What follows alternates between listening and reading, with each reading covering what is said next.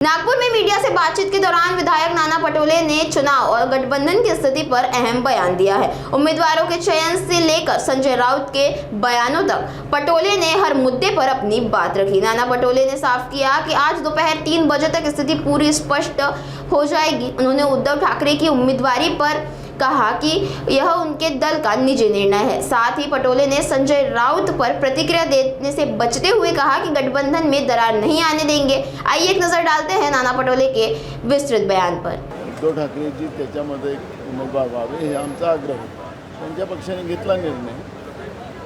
आता आमच्या पक्षाची भूमिका आमच्या प्रदेशाध्यक्षांनी जाहीर केलेली आहे।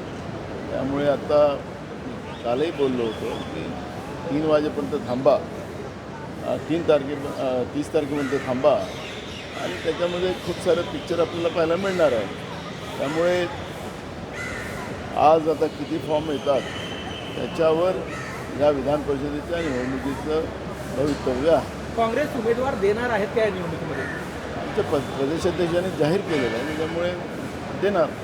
मला कुठेतरी असं वाटत नाही का काँग्रेसला विश्वासात घेऊन हा सगळा निर्णय घेता आला असता? अशा पद्धतीने अचानकपणे निर्णय तो त्यांच्या पक्षाचा प्रश्न आहे, त्याच्यामुळे मला फटका काँग्रेसला बसत नाही आहे। पुढची राज्यसभा समजा ही परिषद समजा शिवसेना ठाकरे गटाला गेली तर पुढची राज्यसभा काँग्रेस लढवेल असं काय समीकरण आहे का?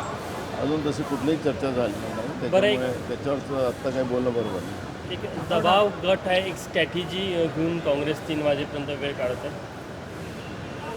नाही, त्याला दबाव तयार करायचं काही कारण नाही आहे। त्याच्यामुळे आम्ही कुठल्याही दबावाचं राजकारण करत नाही।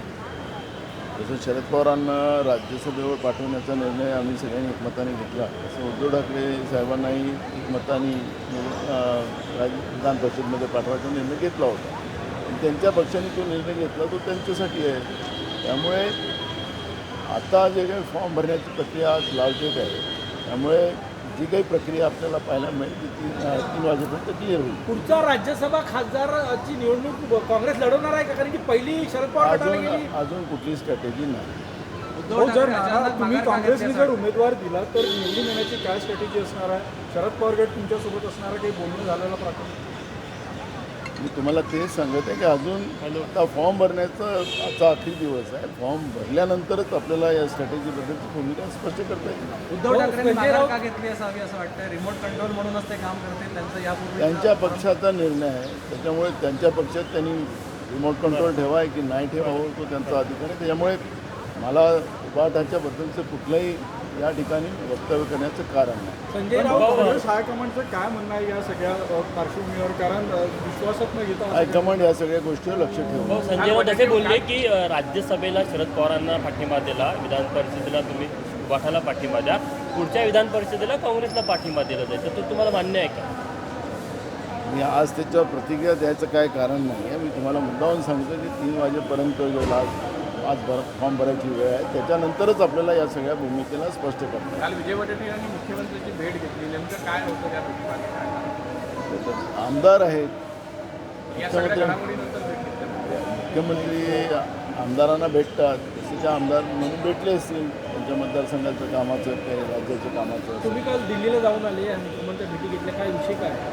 त्याने आमच्या पक्षी संघटनात्मक बाबी आता सध्या चालू आहे, त्याच्यामुळे त्या विषयाची मीटिंग। काँग्रेस उमेदवार विजयासाठी देणार आहे की फक्त प्रेशर टॅक्टिक्स असेल? आज अर्ज भरेल आणि नंतर काँग्रेसचा उमेदवार आला तर तो जिंकेल हे तुम्हाला मी आतापासून सांगतो। पण अजून तुम्हाला आता अखेरचा दिवस आहे, फॉर्म भरायच्यापर्यंत मग काय रणनीती करायची ते आम्ही करू। हो, तुम्ही म्हणता जिंकेल काँग्रेसचा उमेदवार राहिला तर कसा जिंकेल हे तर सांगा।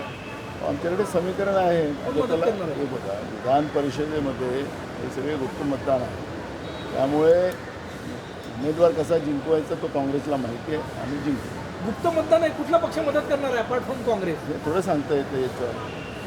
संजय राऊत म्हणले, बाळासाहेब थोरात, पृथ्वीराज चव्हाण मोठे नेते जे आहेत त्यांच्याकडून अपेक्षा आहे की तुम्हाला यांना तिकीट मिळावी? माजी प्रदेशाध्यक्ष सगळा हायकमांडचा विषय आहे। हायकमांडनी काय निर्णय घ्यायचा तो हायकमांडचा असतो, कोणाला उमेदवारी द्यायची त्यामुळे ते ठरवतात। त्यामुळे मला त्याच्यावर कुठल्याही हायकमांडच्या निर्णयावर मी प्रतिक्रिया द्यावी। संजय राऊत म्हटले की पुढची राज्यसभा माझीच आहे बघून म्हणून, एवढं लाईट त्यांनी काय बोलायचं तो त्यांचा प्रश्न आहे ना। मी तुम्हाला म्हणून सांगितलं की मी तुम्ही जे काही भांडण लावण्याचा प्रयत्न करताय, मी भांडण लावू देणार नाही. जे काँग्रेसला करायचं काँग्रेस आपल्या पद्धतीने करेल.